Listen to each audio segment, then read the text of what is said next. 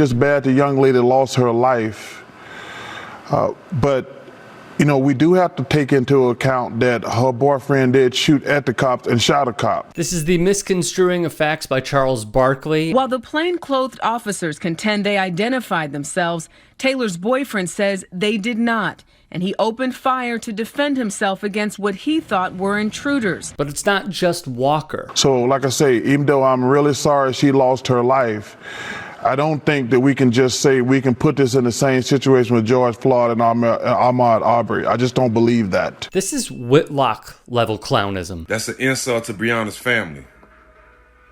Breonna is in the same category with George Floyd, my twin, because they both was murdered by police. We've got a dozen neighbors who were interviewed by police as well, who said they never heard the police announce that they were police. There's no question they were beating on the door, but they never announced as police. Walker's attorney, Stephen Romines. Outrage is not strong enough for the raw, emotional sentiment when listening to Charles Barkley lie on national TV. I mean, he really had the gall to pin this on Kenneth Walker. So let's clear this up for Chuck once and for all. Kenneth Walker and neighbors have said they never heard police announce themselves before entering. Breonna Taylor was shot 8 times by Louisville police. She was still alive when officers ordered Walker out of the home. He called 911, then Taylor's mom, as Breonna struggled to breathe. She died in the hallway of her home because officers murdered her and did not care to give her medical attention promptly. Police used a battering ram to enter Taylor's apartment. A newly released incident report by Louisville police is mostly blank,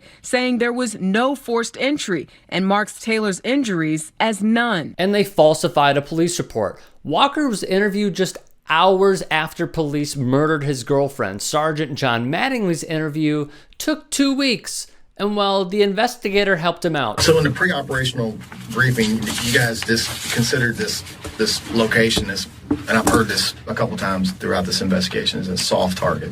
Right. Based on the information that the lead had concerning the entire investigation. Correct. The organization of the, drug trafficking ring.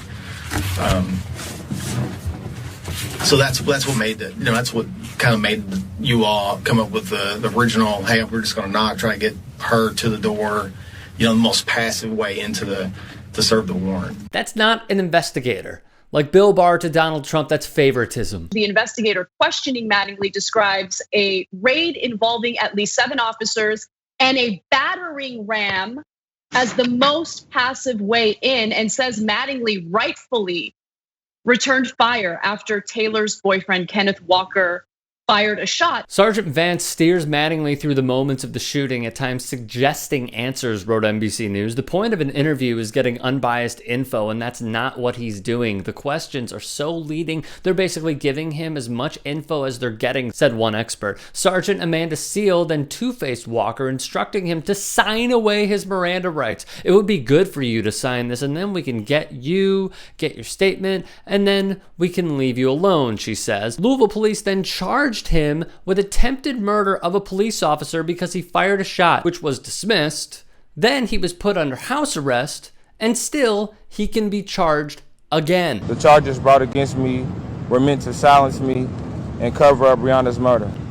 For her and those that I love, I can no longer remain silent. On top of this, officers already had their guy. The lawsuit against the officers claims the suspect they were searching for was already in custody. And that's Jamarcus Glover, Breonna Taylor's ex-boyfriend, who was offered via Louisville prosecutors a plea bargain, one that could turn a possible 10-year sentence into probation, that said Taylor had participated in his organized crime syndicate.